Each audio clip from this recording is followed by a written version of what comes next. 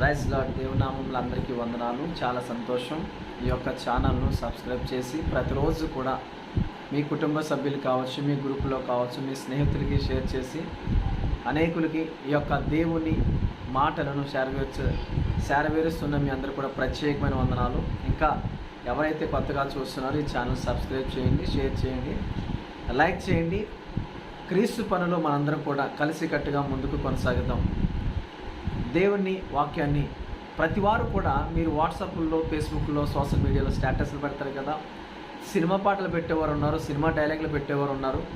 వాటికి బదులుగా మీరే ఒక వాక్యం చిన్న పాటను ఎందుకు పెట్టకూడదు?